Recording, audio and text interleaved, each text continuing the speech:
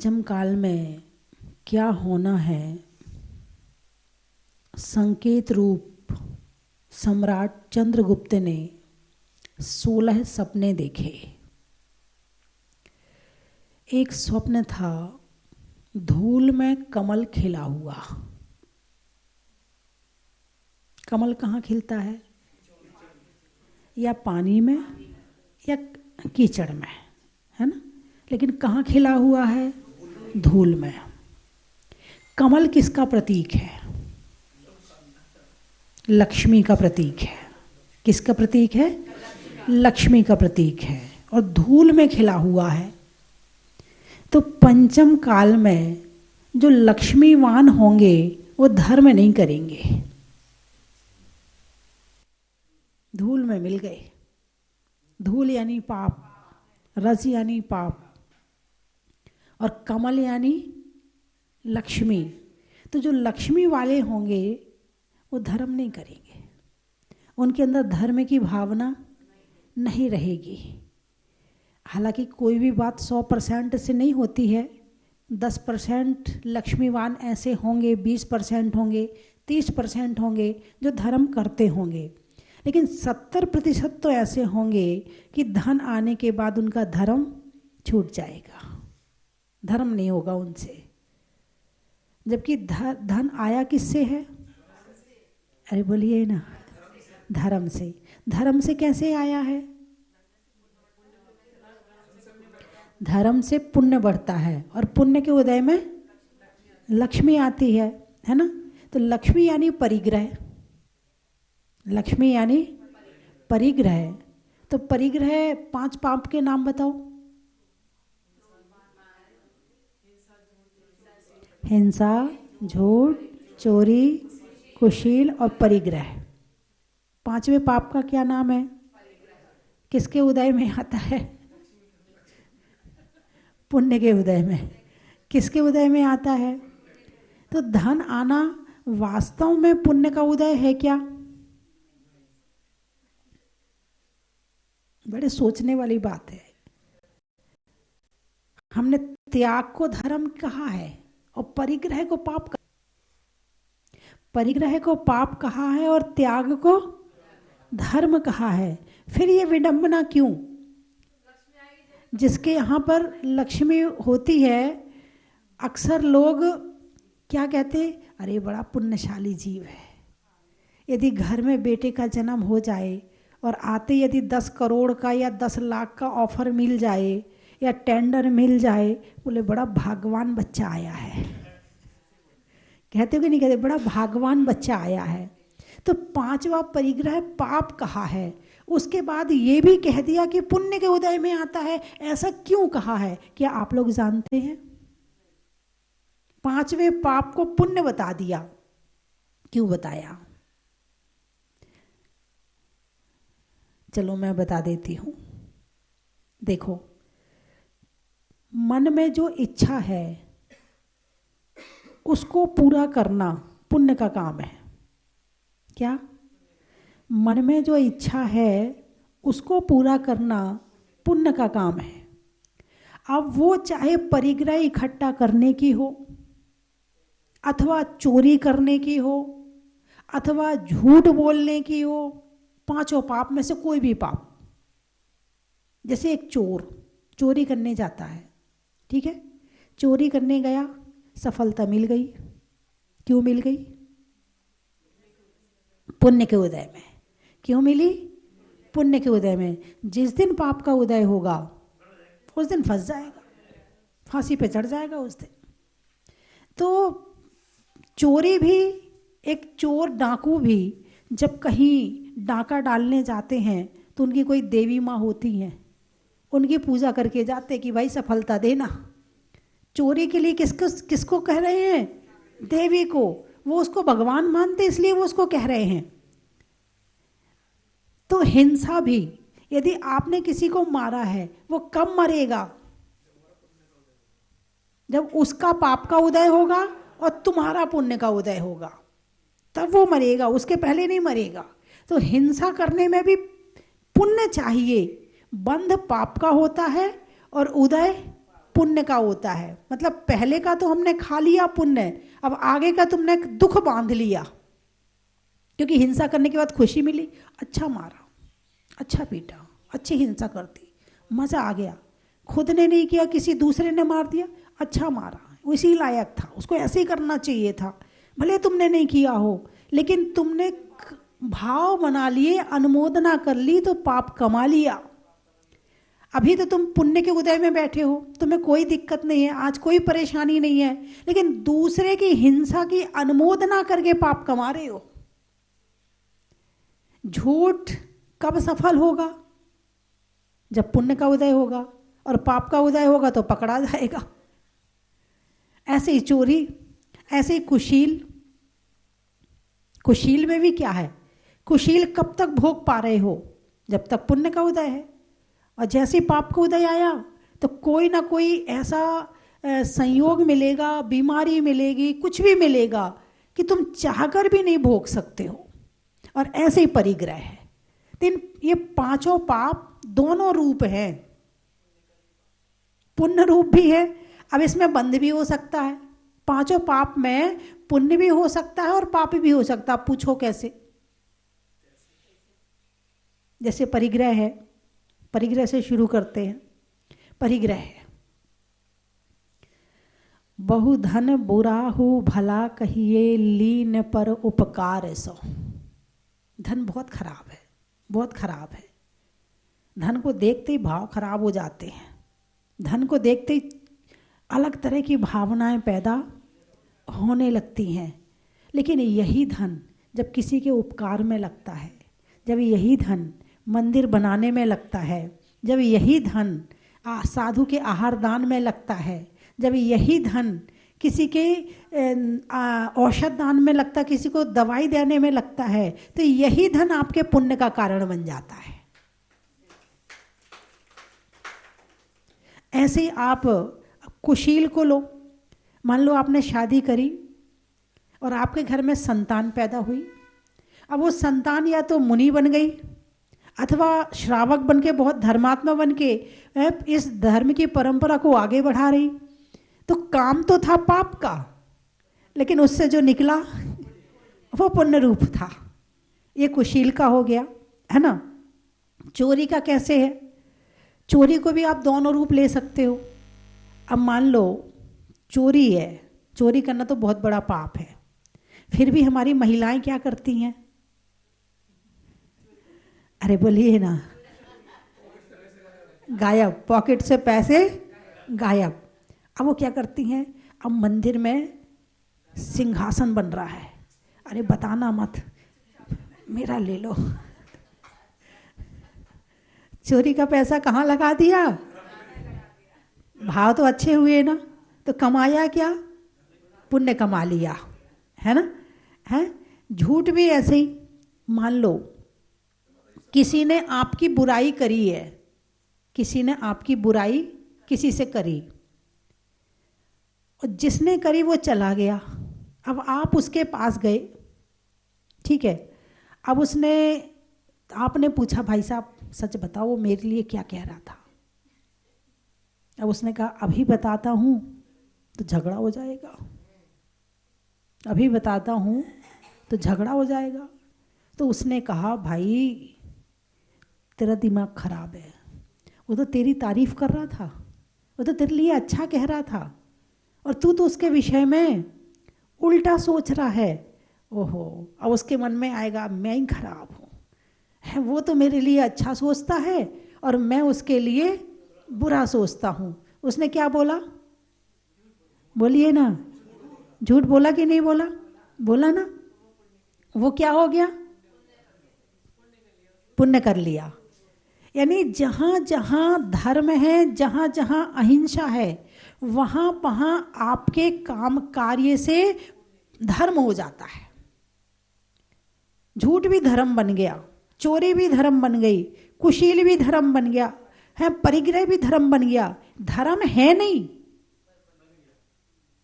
धर्म आपने अपने उद्देश्य को सही करके बना लिया।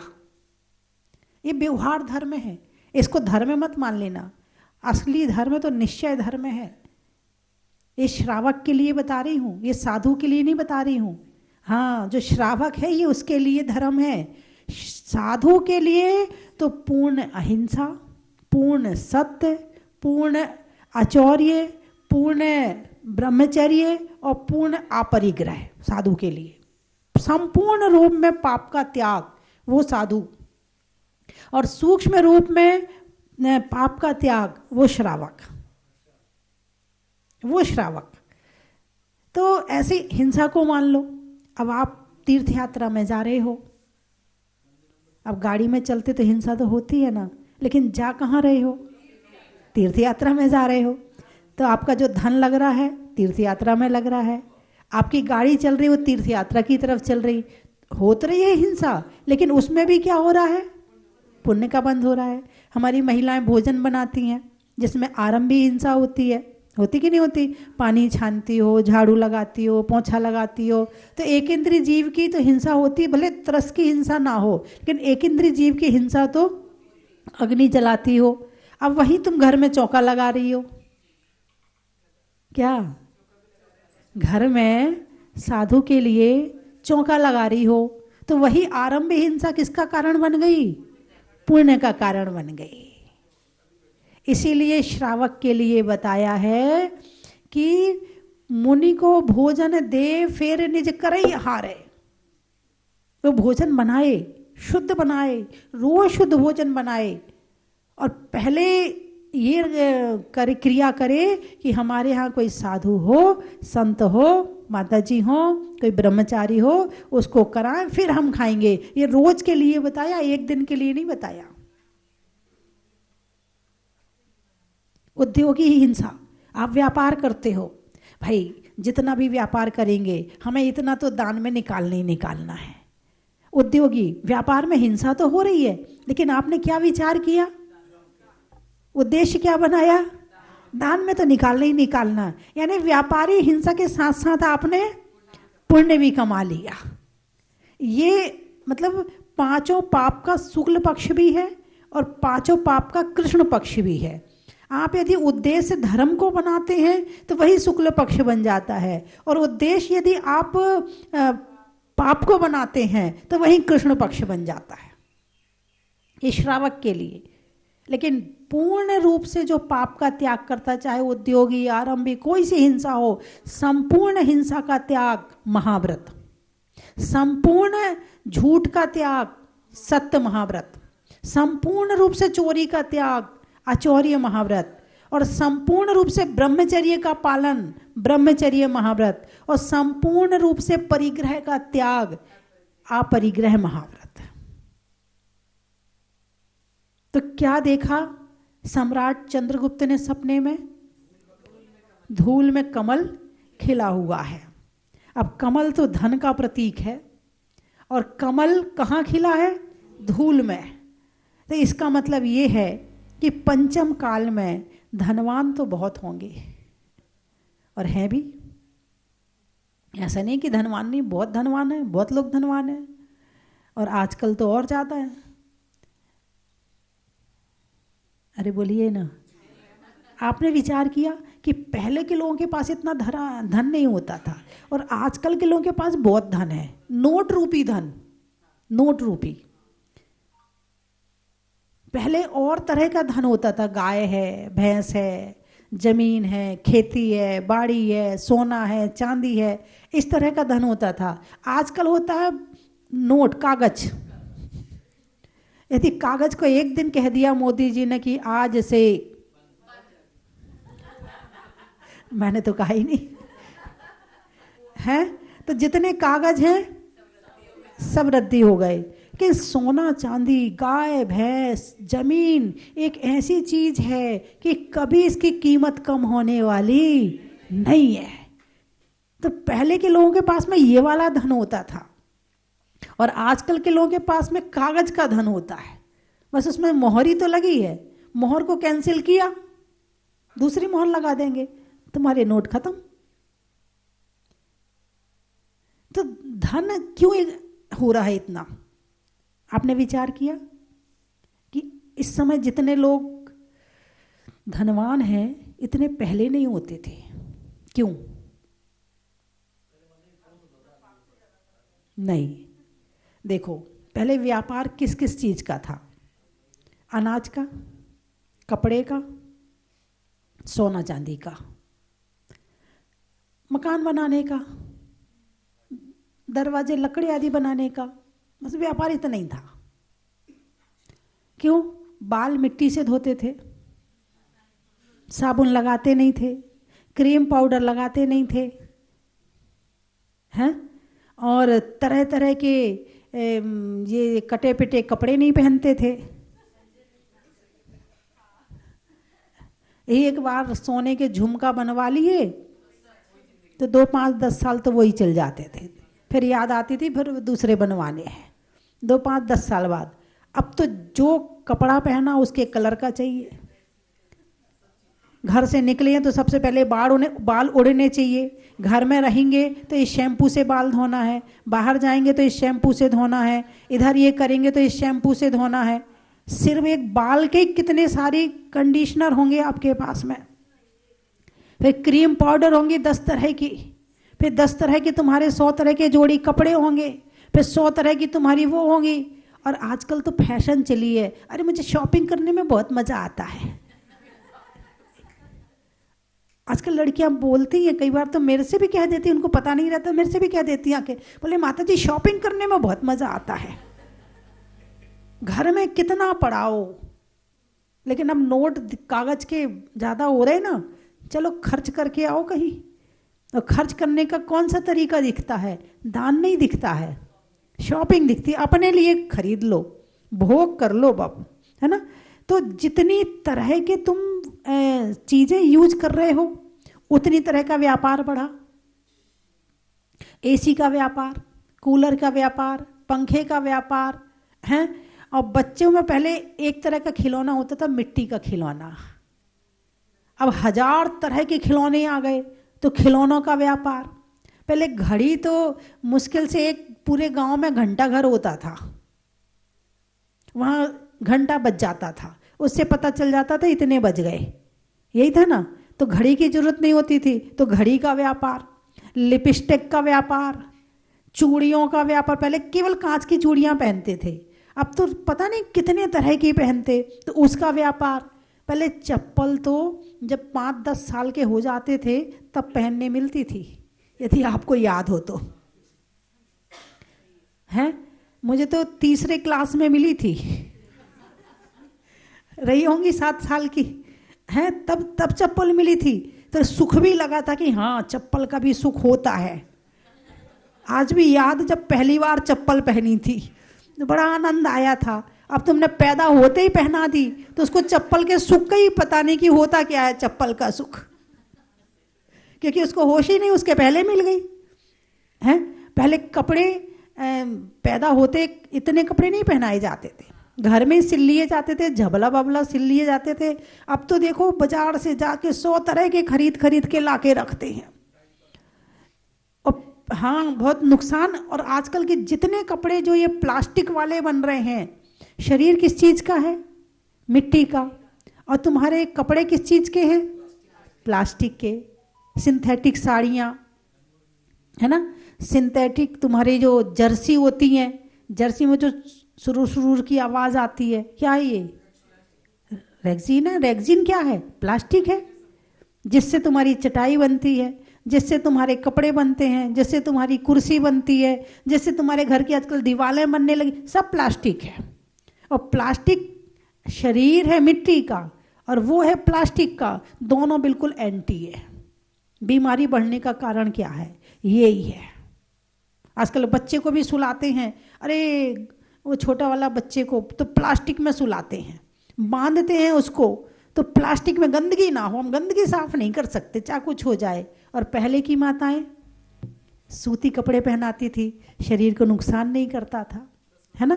तो जितनी तरह के व्यापार बढ़ रहे हैं तो उतनी तरह के व्यापार बढ़ने से पैसा बढ़ रहा है। और ये सब कहां से शुरू हुआ? इच्छाओं से। पैसा है तो इच्छा भी होती है, खरीद लो। पैसा नहीं है तो इच्छा होती, जब पैसा होगा तो खरीदेंगे। इच्छा खत्म नहीं है।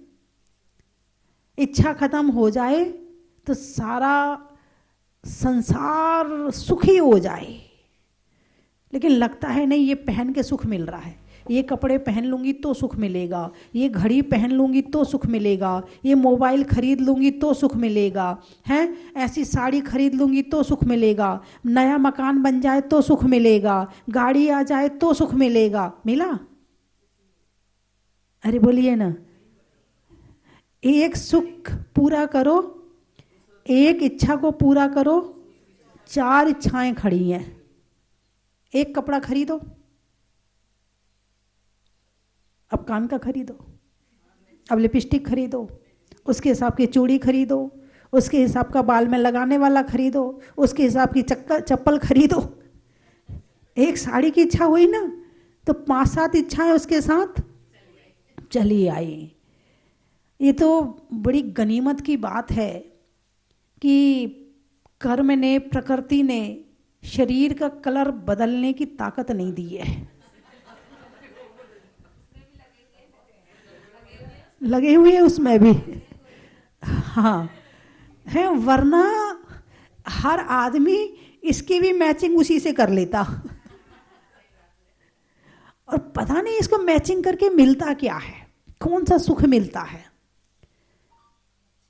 केवल बाहर की जिंदगी जी रहा है, अंदर की जिंदगी खत्म है। यानी कि इंसान केवल पुद्गल के साथ में जुड़कर जी रहा है, आत्मा के साथ में जुड़कर नहीं जी रहा है।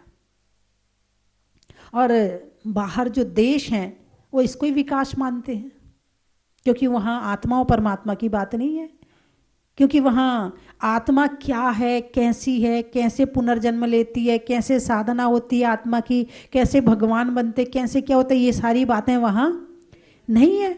नहीं है तो वहाँ उनके हिसाब से विकास क्या है फिर? 1 घंटे में 500 किलोमीटर ट्रेन चला दो, विकास हो गया। एरोप्लेन चला दो, विकास हो गया। नई मशीन बना दो, विकास हो गया। और जब सब ऐसा कर रहे हैं तो लगता है हमारा भारत भी उसी के पीछे भाग रहा है, और भारत के जितने युवा हैं वो भी उसी के पीछे भाग रहे हैं। और युवा तो छोड़ो, आजकल हमारे वृद्ध भी उसी के पीछे भाग रहे हैं, भूल गए हैं आत्मा को। और जबकि जो आत्मा को भूल गया उसे दुख के अलावा और कुछ मिलने वाला नहीं है। मंदिर क्यों आते हैं? बोलिए ना, परमात्मा को देखकर आत्मा को याद करने के लिए। यदि चलो मान लिया कि इन सब चीज़ों से सुख मिलता है, मान लिया, आपकी बात मान ली, ठीक है, तो जितने भी कोठी बंगला गाड़ी वाले हैं जरा उनसे जाकर पूछो क्या आप पूरे सुखी हैं? बोलिए ना। लता मंगेशकर विश्व प्रसिद्ध थी कि नहीं थी? हैं? और उससे किसी ने प्रश्न पूछा कि आप अगले जन्म में क्या बनना चाहोगी, तो उसका उत्तर क्या था पता है आपको? उसका उत्तर ये था कि अगले जन्म में मैं कुछ भी बनूं पर लता मंगेशकर नहीं बनना चाहूंगी। आपकी दृष्टि में लता मंगेशकर कितनी ऊंची है, कितनी नाम है, कितना यश है, कितना सब कुछ है। उसका उत्तर ये था कि लता मंगेशकर नहीं बनना चाहूंगी। उसने पूछा क्यों? बोले लता मंगेशकर के दुख लता मंगेशकर ही जानती है। आदमी कितना ऊंचा पहुंच जाए, बाहर की तरफ कितना भी आगे बढ़ जाए, कितना भी नाम हो जाए, लेकिन जब तक वो आत्मा को याद नहीं रखेगा, परमात्मा को याद नहीं करेगा, वो कितना ऊंचा चला जाए उसे दुख के अलावा कुछ और मिलने वाला है ही नहीं है। और पंचम काल में क्या होगा? धूल में खिला कमल। सुख के सारे साधन है, गाड़ी है, बंगला है, कोठी है, व्यापार है, पैसा है, बैंक बैलेंस है, जमीन है, सब है। अब घर में एक ऐसा बच्चा पैदा हो गया कि जो किसी काम का नहीं, अपंग हो गया। अब लो सब कुछ है घर में, अब वो भोगने वाला नहीं है। क्या? भोगने वाला नहीं है। अथवा संतान हुई नहीं तो उसका दुख हो गया। अथवा हो गई तो तुम्हारी बात नहीं मानती, इसी बात की टेंशन। इतना बड़ा व्यापार है, एक बेटा है, वो कहता मैं नौकरी करूंगा, मैं व्यापार नहीं करूंगा, लो इसी बात की टेंशन। अथवा व्यापार भी अच्छा है, बेटा भी अच्छा है, बहू ऐसी आ गई कि 24 घंटे टेंशन। वो बड़ी टेंशन। अभी तो आप जाने छोटी वाली है कि बड़ी वाली है? हाँ, मान लो बहू भी अच्छी आ गई, मान लो बहू भी अच्छी आ गई, तो उनके जो ससुराल वाले हैं वो खराब। मतलब कहाँ से दुख आएगा पता नहीं चलता है। एक रास्ता बंद करो दूसरा रास्ता खोल देता, दूसरा बंद करो तीसरा खोल देता, तीसरा बंद करो चौथा खोल देता। ये पता नहीं कौन से रास्ते से आ जाता, घुस जाते से चूहा होते ना, चूहा। तुम ढूंढते रहोगे ये चूहा आया किस रास्ते से, तुम पता नहीं लगा पाओगे। चूहा पता लगा लेता कि मुझे घुसना कहाँ से है। ऐसे ही दुख को पता है, कर्म को पता है कि मुझे घुसना कैसे है। चलो बहू भी अच्छी आ गई, बेटा भी अच्छा है, पति भी अच्छा है, सब अच्छे हैं, तब घुटने का दर्द 24 घंटे, हाय घुटना। कोठी का दुख, गाड़ी का दुख, बहू का सुख, सब सुख है मगर घुटना ठीक नहीं है बस, और तो सब ठीक है। चलो भैया घुटना भी ठीक है तो बीपी, चलो बीपी भी ठीक है तो शुगर, चलो शुगर भी ठीक है तो हार्ट भी ठीक है तो दांत भी ठीक है तो आंखें, चलो आंखें भी ठीक है तो कान भी ठीक है तो नाक। ये कहां से निकल के दुख आता है पता नहीं चलता है। यदि दुख का रास्ता बंद करना है तो उसका एक ही उपाय है, धर्म। तुम्हें बाहर के सुख सारे मिल गए लेकिन तुम्हारा शरीर तुम्हें दुखी कर रहा है, तो दुख ना कहीं से ढूंढ लेगा अपना रास्ता। इसका रास्ता कोई बंद करने वाला है तो श्रावक के 6 आवश्यक कर्म, देव पूजा, गुरु उपासना, स्वाध्याय, संयम, तप और दान। अभी तो मैंने बहुत कम दुख बताए हैं। हाँ, कुछ नहीं तो बाल उड़ने का दुख, कुछ नहीं तो बाल झड़ने का दुख, कुछ नहीं तो बाल नहीं आने का दुख, पता नहीं कितने तरह के दुख होते हैं। हाँ, ऐसी बीमारी होती है कि लार नहीं बनती मुंह में, ऐसी बीमारी होती है कि आंख की जो अंदर की पुतली होती है ना उसकी नसें सूख जाती हैं, कोई इलाज ही नहीं है उसका। ऐसी बीमारी होती है कि नसें सूखने लगती हैं शरीर की, धीरे धीरे पाँव से शुरू होते हैं और यहाँ से ऊपर होते होते होते होते कमर आते आते कई समय के साथ भी यहाँ तक पूरा शरीर डेड हो जाता है। ऐसी ऐसी बीमारियां होती कि तुम एक बीमारी का इलाज कराओ, धन है, पैसा है, कर्म को पता कि तुम इलाज करा लोगे, ये वाली बीमारी होगी तो तुम इलाज करवा लोगे। ऐसी बीमारी होती कि तुम इलाज ही नहीं करवा सकते। हाँ, कुछ नहीं हो तो नींद की बीमारी हो जाती है, नींद नहीं आती है, डनलप का गद्दा है, एसी चल रहा है, बिल्कुल शांत वातावरण है, फिर भी नींद नहीं आ रही है? और एक वो जो फुटपाथ पे ट्रक निकल रहे, बड़े भारी भारी ट्रक निकल रहे और वो आराम से सो रहा है। अब कुछ नहीं तो उसको देख देख के दुख होता है, इसके पास कुछ नहीं है, ये नींद ले रहा और मेरे पास सब कुछ है, मैं सो भी नहीं पा रहा है। तो दुख दूर करने का एक ही रास्ता है कि आत्मा से अच्छी तरह से पूर्ण भावों के साथ, पूर्ण भक्ति के साथ धर्म किया जाए। दूसरा रास्ता कुछ है ही नहीं है। और श्रावक के जीवन के जो 6 आवश्यक हैं वो केवल स्वर्ग तक सीमित है। कहाँ तक सीमित है? स्वर्ग जाओगे फिर वापस आना पड़ेगा, फिर वही वापस सब कुछ करना पड़ेगा। तो इसका दुख दूर करने का, संपूर्ण खत्म करने का उपाय कौन सा है? तो 4 कषाय और 5 पापों का संपूर्ण रूप से त्याग। इसके अलावा कोई दूसरा रास्ता है ही नहीं है। वरना ये जन्म मरण, जन्म मरण, मरण जन्म, जन्म मरण, मरण जन्म, जन्म के बाद मरण, मरण के बाद जन्म, जन्म के बाद मरण, मरण के बाद बस लगाते रहो चक्कर। यदि इस चक्र से निकलना है तो इसका त्याग करना ही पड़ेगा, इसके सिवा कोई दूसरा रास्ता है ही नहीं है। तो आपको मालूम है भगवान कौन है? भगवान के पास गाड़ी है? नहीं। भगवान का मंदिर किसने बनाया? हमने बनाया। हमने का मतलब श्राप कौन है? हैं? भगवान ने तो नहीं बनाया। भगवान के समोषण की रचना कौन करता है? कुबेर इंद्र करता है ना? भगवान के पास कुछ नहीं है, उनका अपना घर नहीं, मकान नहीं, दुकान नहीं, परिवार नहीं, बच्चे नहीं, बीवी नहीं, कुछ नहीं है। वो सुखी है कि दुखी है? बोलो ना, सुखी है। और तुम किसके पास जाते हो रोज सुख मांगने? उनके पास क्या है? हाँ, उनके पास जो सुख है वो संसार में अन्यत्र कहीं भी मिलने वाला नहीं है। जय मुनि सुव्रत गर्भ जन्म तप ज्ञान मोक्ष है, भक्ति को धर्म का यही वृक्ष है, कल्याण के कल्याण कराए। कंचन की थाल को सजाओ रे आज, रत्नों की थाल को भर लाओ रे आज।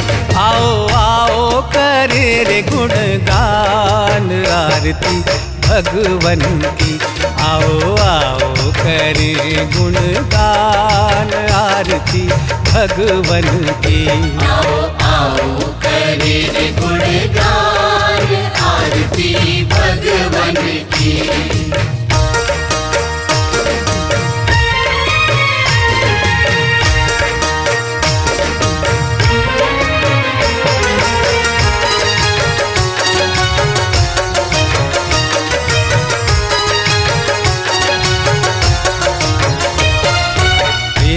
सुमित्र के राज दुलारे, माँ पद्मा जी के नैनों के तारे। पिता सुमित्र के राज दुलारे, माँ पद्मा जी के नैनों के तारे। राजगृही में जन्म लियो आप, राजगृही में जन्म लियो आप। आओ आओ मनाए खुशी आज आरती भगवन की।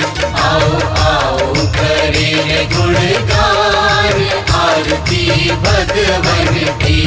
आओ आओ करे रे गुणगान आरती भगवन की।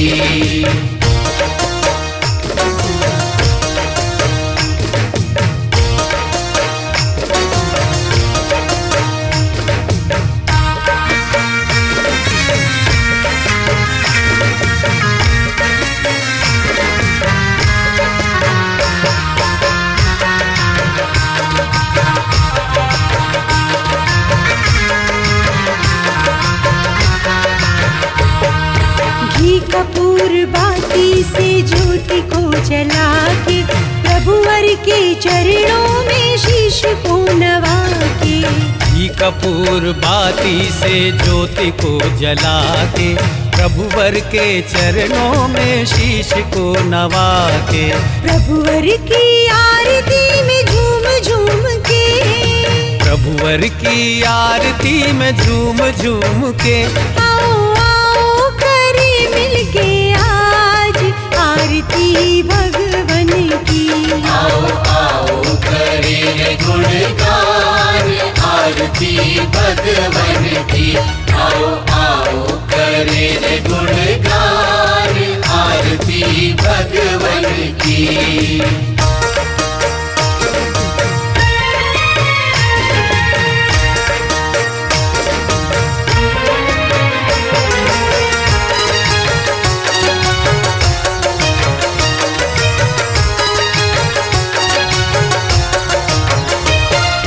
सूरज और चंदा जिनके द्वारे पे आते, सांझ और सवेरे जिनके लगते जयकारे। सूरज और चंदा जिनके द्वारे पे आते, सांझ साँझ और सवेरे जिनके लगते जयकारे।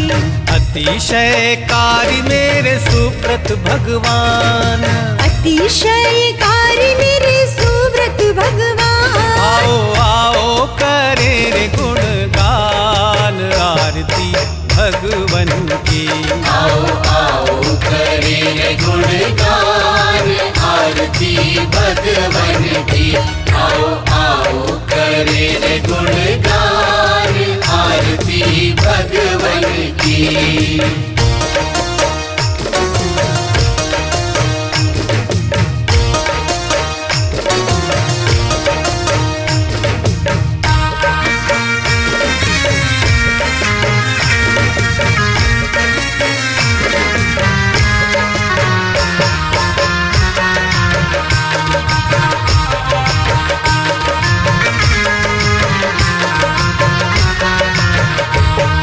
सुब्रतनाथ भगवन की महिमा है न्यारी, जगमग जलती रही बाती सारी। सुब्रतनाथ भगवन की महिमा है न्यारी, जगमग जलती रही बाती सारी। प्रभुवर की छवि कोनी। भक्ति की बहेगी बयार, होगा ऐसा पंचकल्याणक पहली बार। पद्मपुरा की धरा सजेगी स्वर्ग सी, अमृत रसपान करने पहुंचेगा संसार। परम पूज्य वात्सल्य वारिधि पंचम पट्टाचार्य 108 श्री वर्धमान सागर जी महाराज सत्संग के मंगल सानिध्य एवं गणिनी आर्य का 105 श्री स्वस्ति भूषण माता जी सत्संग की पावन प्रेरणा, मार्गदर्शन एवं मंगल सानिध्य में श्री मज्जनेन्द्र पंच कल्याणक प्रतिष्ठान नवनिर्मित खड़गासन 24 एवं पद्म बल्लभ शिखर कलश ध्वजारोहण महामहोत्सव का भव्य आयोजन। मंगल बेला 18 से 22 फरवरी 2026। शुभ स्थल श्री दिगंबर जैन अतिशय क्षेत्र पद्मपुरा बाड़ा, जयपुर, राजस्थान। सातिशय पुण्य अर्जित करने का माध्यम प्राप्त करने हेतु इंद्र एवं अन्य पात्र बनने के लिए शीघ्र संपर्क करें। इस ऐतिहासिक महाआयोजन का भव्य प्रसारण देखना न भूलें, सिर्फ पारस चैनल पर।